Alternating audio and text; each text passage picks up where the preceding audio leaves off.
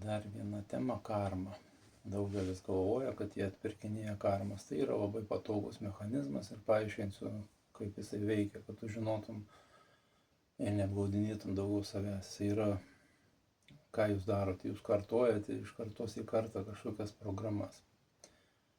Reiškia tą, kas įvyko jūsų protėviai, ką perdavė kolektyvinį pasąmonį, telekas, filmai, visa kita. Jūs priėmėte tai kaip savo patirtį ir galvojat, kad dabar jūs čia turite ją išpirkti. Tai yra iliuzija, apgaulika, tai jūs turite padaryti. Jeigu tavo šeimoje niekas to nedarė, tai tu turi tapti ta balta varna, tas reiškia vienintelis žmogus, kuris pradės kažką keisti savo šitoj giminiai, pastebėti šitos mechanizmus, eiti kreiptis kažkur pagalbos ir juos perrašyti. O karma yra labai patogu religijai, sistemai.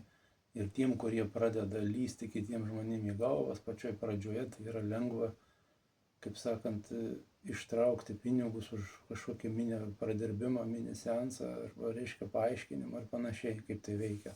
Patys realiai to nesuprasdami, ką jie daro. Tai aš jau kažkada rašiau, kad karma neegzistuoja, tai labai daug heito susilaukiau. Tai vat paaiškinsiu, kaip tai veikia. Reiškia, vaikas, jisai prijungiamas prie tos vadinamos kolektyvinės pasąmonės. Čia yra informacija, kur sudėti šablonai irgi lygiai taip pat jūs pradedate juos vykdyti nesąmoningai. Kitas dalykas, jūs gavote savo protėvių visą informaciją, ką jie patyrė, ką jie girdėjo, ką jie matė. Ir jums tai atrodo, kad tai yra jūsų patirti. Štai ant ko žmonės nurašo tos praeitus gyvenimus, kurių neegzistuoja iš tiesų. Nežinau, kaip su tuo dirbti, dėl to taip galvoja. Tas regresas vadinamas, tai ir yra tik surasti šaknį, iš kur tai įrašyta, žmogus įsivaizduoja, kad jis buvo kažkuo tai, ko realiai iš tiesų nepatyręs. Tai ir yra, atrodo, praeitas gyvenimas. Ir paskui už tai atpirkinėjate jūs tas karmas, nes tai atrodo, kai jūs kažkada kažkur padarėt kažką blogo ir dabar už tai kenčiat. Nėra taip, jūs visą tai reikia perrašyti, šitą kvailą patirtį reikia pakeisti, nes jūs turite iliuziją, kad jūs tai patyrėt. Tai gali būti mažam vaikui, kada iki 7 metukų maždaug ten reiškia, tas kritinis faktorius ima viską kaip kempinį. Jam užtenka pasakos, jam užtenka kito pasakojimo, užtenka istorijos, o tokias žinias pažiūrėjus, ką rodo pas mus, tai čia yra iš viso košmaras. Čia suaugę žmonės negali to žiūrėti. Tai va to visa patirtis, jinai surašoma. Ir netgi nebūtinai žodžiais tai yra daroma. Tai yra fonas, ką tėvai jaučia, kokias emocijas patiria ir kaip jie gyvena. Ir kaip jų seneliai gyvena. Visa tai persiduoda jum kaip programos, kurias jūs vykdot. Ir jūs, tas, kuris girdi mane dabar čia, tavo yra atsakomybė šitą dalyką perrašyti su kažkieno kito pagalba, nes tu pats to nepadarysi.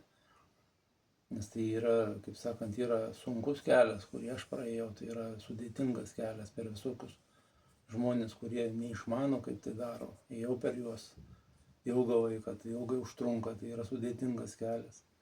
Arba yra kelias lengvesnis, daug lengvesnis, kur galima visai, kai žmogus yra sveiko proto, jisai supranta, ką jis daro, jis jums tada lengvai padės. Jeigu jisai nėra sveiko proto, jisai jums išpirkinės karmas, pradirbinės ten ir fantazijos įgyvensit, su demonais kariausit, su velniais, su visokiais kitokiais dalykais, reptiloidais, panašiai, jūs ten valdys ateiviai. Tos programos jūs valdo 100%, bet tai nėra kažkas, ką jums pateikia. Tai yra tiesiog algoritmai, kurie tą daro. Jums tai atrodo, kad jūs kažkas iš išorės valdo. Tiesiog tai yra įrašai jūsų pasąmonėje. Čia viskas liečia finansai, santykiai, sveikata. Jeigu jūs galvojate apie išorę, kaip uždirbti pinigus, tik tai nukopijavę verslą, nieko jūs to nepadarysit. Pirmiausia, turi dirbti su šitais įsitikinimais, tada tik tai ateis galimybės pas jūs uždirbti pinigus.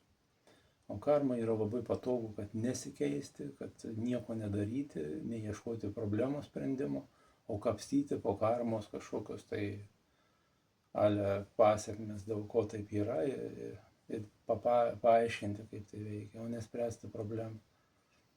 Tai vat, tiems yra patogu, kurie teigia, kad yra karma, jiems yra tai patogu pateisinti savo neveiksnumą, savo tingėjimą keistis, nenorėjimą mokėti pinigų ir panašiai.